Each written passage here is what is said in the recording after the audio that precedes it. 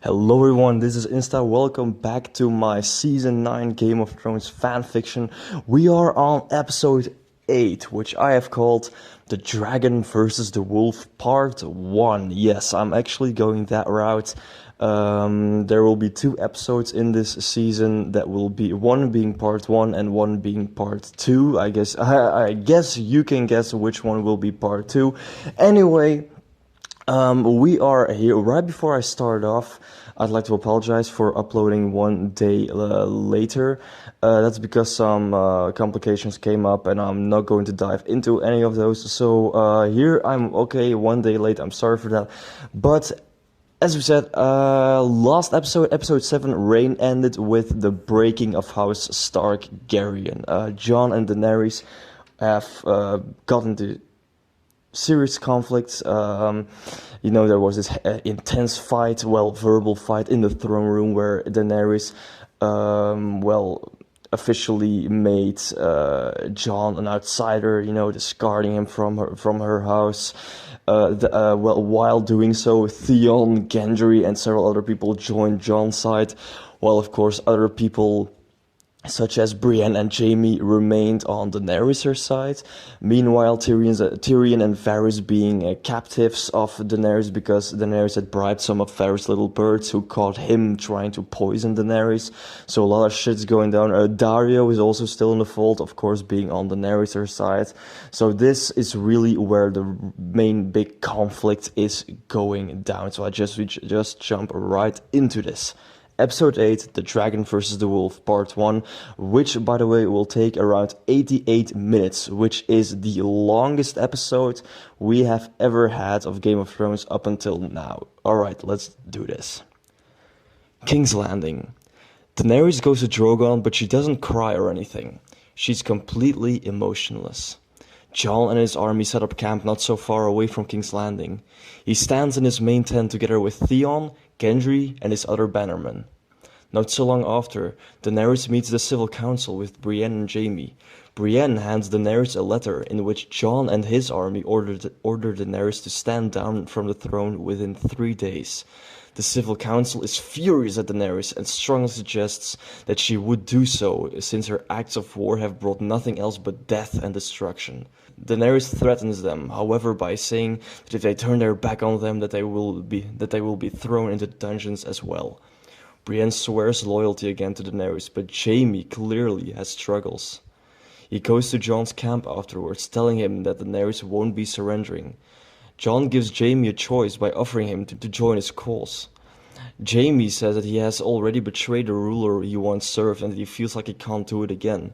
Jon responds simply by asking him, even though when you both know rulers were a mistake? This conflicts Jaime even more, but he leaves for King's Landing anyway. Tyrion and Varys have a very heartfelt conversation in the dungeons. They don't talk about how they failed or what terrible things might happen. They just talk about how far they've come and that they have joined their time together while it lasted.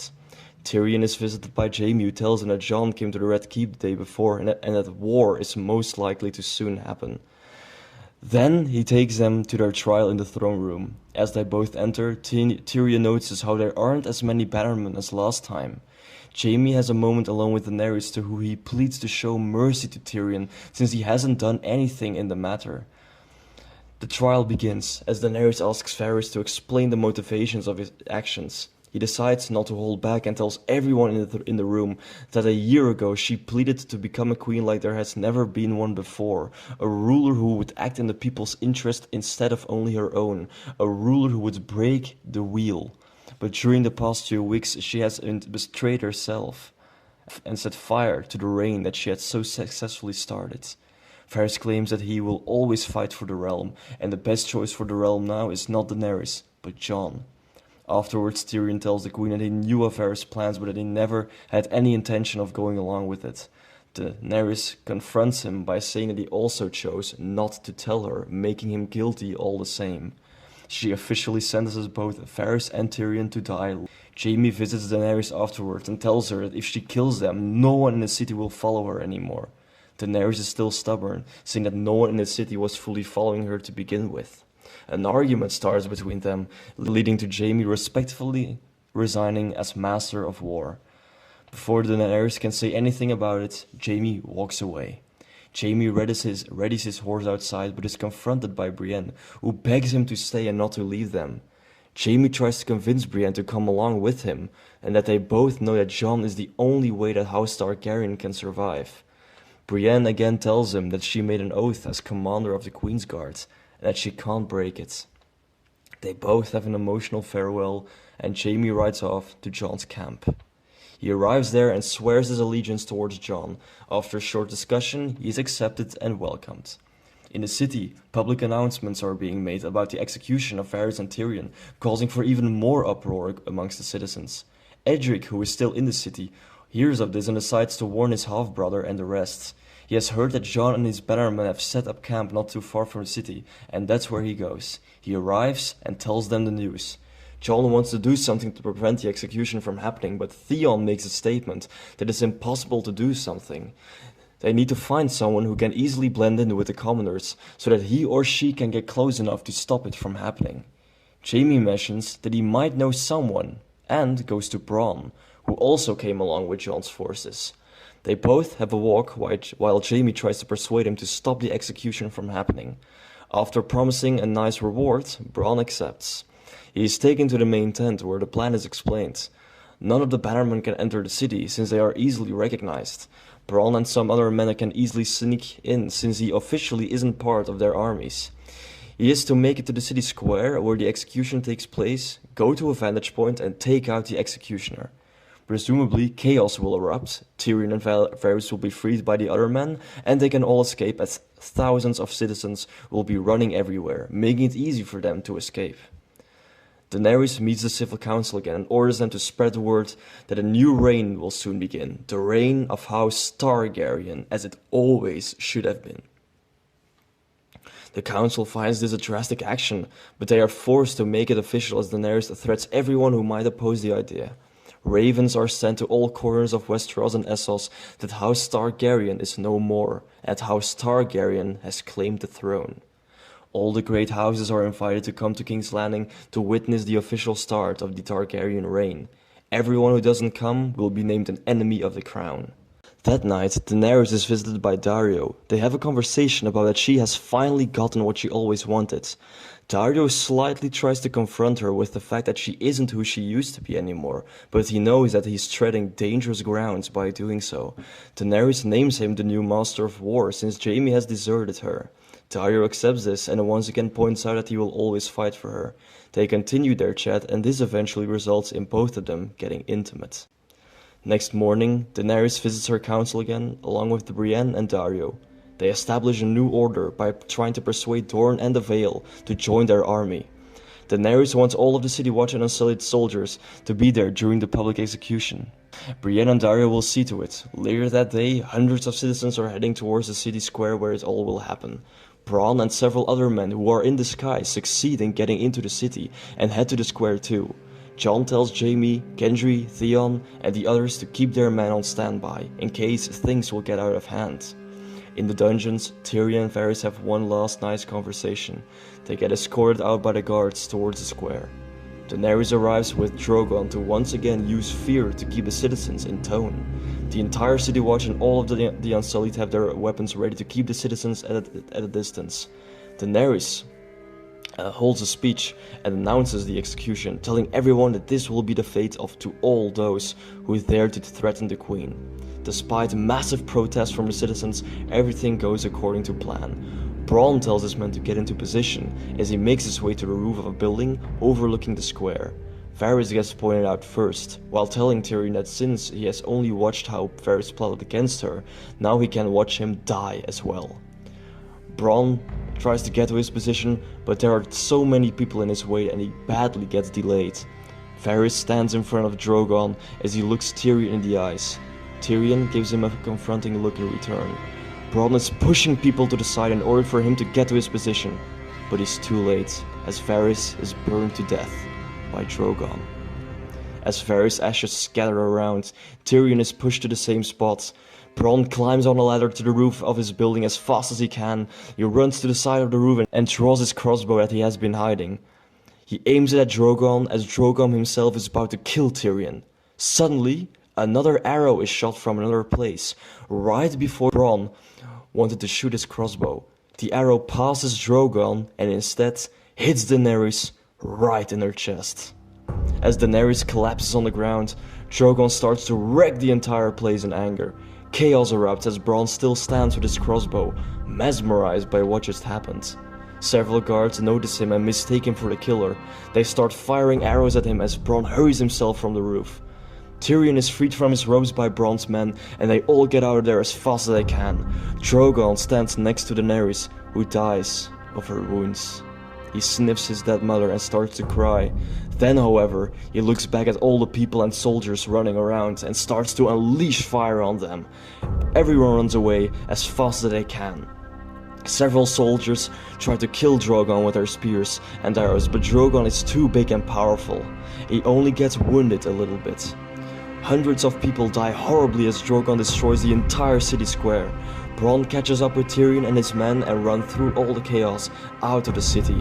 When nearly the entire city square is destroyed and hundreds of people are dead, Drogon grabs his dead mother and flies away while letting out a final roar.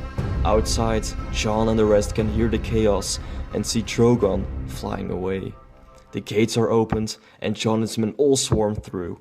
After a while, they find Bronn, Tyrion and the rest and take them to safety. From a distance, Jon sees the destroyed and burning city square with hundreds of dead bodies everywhere. Jon orders his men to help the citizens in the city and calls for every doctor and healer they can find. In the evening, Tyrion and Bronn tell Jon and the rest what happened. Everyone is shocked, especially Jon.